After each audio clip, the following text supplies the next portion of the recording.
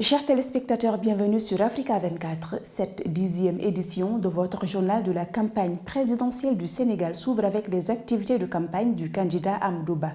Le 16 mars 2024, dans un meeting vibrant à Tambacounda, le candidat Amadou Ba, leader de la coalition Benno Bokk Yakaar, a loué la région orientale du Sénégal comme une terre d'intégration et a mis en avant l'importance de cette région dans l'unité nationale. Par ailleurs, Amadou Ba a abordé la question portant sur le projet de création d'une monnaie locale annoncé par la coalition d'opposition Diomaye Président, qu'il considère comme une entrave à l'intégration nationale. Un sujet de Cheikh Oumar Kamara commenté par Amen Hedji. Lors d'un meeting enflammé le samedi 16 mars 2024 à Tambacounda, le candidat Amadou Ba a souligné le rôle crucial de la région orientale en tant que terre d'intégration au Sénégal. Il a mis en avant l'importance de cette région dans le tissu social et culturel du pays. Tamba, c'est une région symbole, carrefour, région d'intégration avec 5 pays. La Mauritanie, le Mali, la Gambie, la Guinée-Bissau et un autre pays, la Mauritanie. Tamba symbolise l'intégration. Tamba symbolise l'ouverture.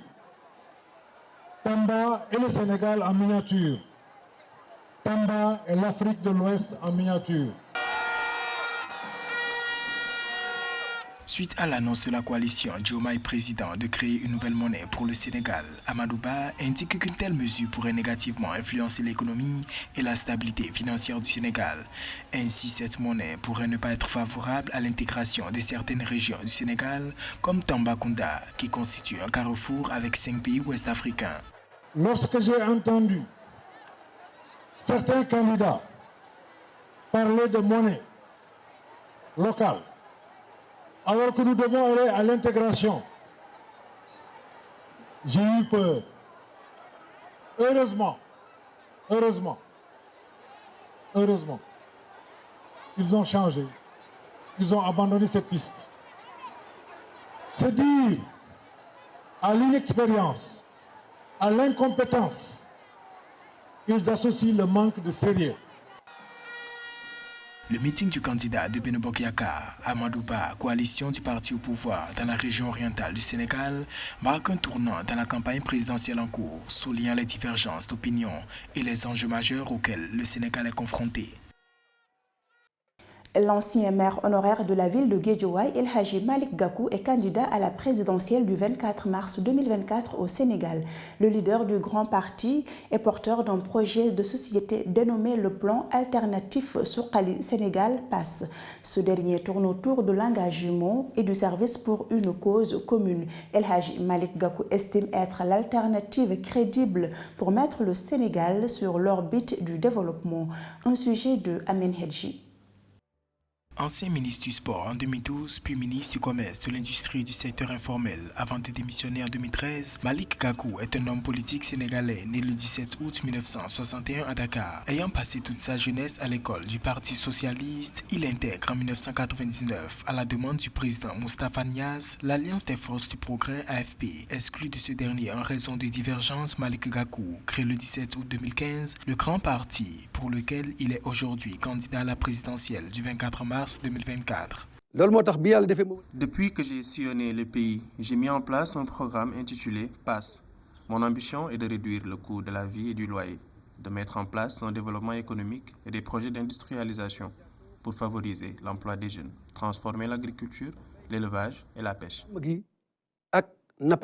Ex-directeur de cabinet au ministère des Transports et des Infrastructures en 2000 et ancien président du conseil régional de Dakar, après avoir remporté les élections à Guédiawaye et dans tous les départements de la région en 2009, Malick Gakou est, de base, administrateur de plusieurs sociétés exerçant dans le privé, national comme international. Sous la coupole du Grand Parti, le candidat bat campagne sur son projet alternatif Suqali Sénégal, appelé PASS. Nous voulons œuvrer pour la justice et la paix au Sénégal. C'est pourquoi je vous tends la main afin que nous puissions travailler ensemble et bâtir un Sénégal de paix et de prospérité. Malick Gakou, recalé à la présidentielle de 2019, affirme être dans une dynamique inclusive qui apaisera le climat social. Le programme PASS incarne selon lui l'espoir de la jeunesse et la défense des intérêts supérieurs de la République. 73% des Sénégalais sont préoccupés par les problèmes de santé, une question qui figure dans bon nombre des programmes des candidats à l'élection présidentielle du 24 mars au Sénégal. Notre reporter Mahmoudou Pam est allé à la rencontre des citoyens. Ce qu'on veut, c'est qu'on puisse se soigner dès qu'on va à l'hôpital et aussi avoir accès à des médicaments, qu'on les subventionne pour qu'on puisse avoir accès à tous les types de médicaments, car aujourd'hui les ordonnances prescrites sont très chères.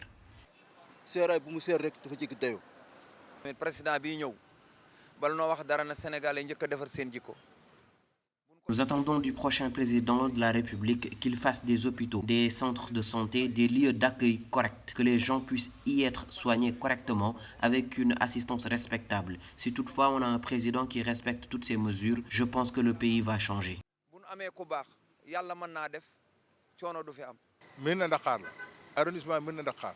Moi, j'habite à Mérina Dakhar, au niveau de l'arrondissement, qui compte au total 118 villages. Nous n'avons pas d'hôpital. L'hôpital le plus proche se trouve à Ngaye Mékhé. Le médecin même qui se trouve là-bas n'est pas compétent, selon moi. Il y a des malades qui viennent et on n'arrive même pas à les mettre dans des lits convenables. Il faut vraiment que ça change. Le développement des infrastructures sportives contribue à renforcer l'image du Sénégal en tant que destination sportive de premier plan. En accueillant des événements sportifs nationaux et internationaux, le pays se positionne comme un acteur majeur dans le domaine du sport sur le continent africain, attirant ainsi l'attention et les investissements nécessaires pour continuer à progresser dans ce domaine. Un sujet de Samantha Sabiru Sabubanga. Auteur de 5 titres de champion d'Afrique en 2022, le Sénégal, nation de talents sportifs, s'est engagé ces dernières années dans un ambitieux programme de développement des infrastructures sportives à travers le pays. Dans le cadre de ce programme, d'importants investissements ont été consentis pour la construction et la rénovation de stades modernes, de terrains de sport polyvalents et d'autres installations destinées à accueillir diverses disciplines sportives. Parce que nous savons qu'il y a une attente forte de la jeunesse dakaroise, des sportifs de Dakar pour cette réhabilitation et cette modernisation du stade d'Emba Diop. Et nous avons essayé aussi de tacler toutes les difficultés aujourd'hui qui empêchent l'avancement rapide.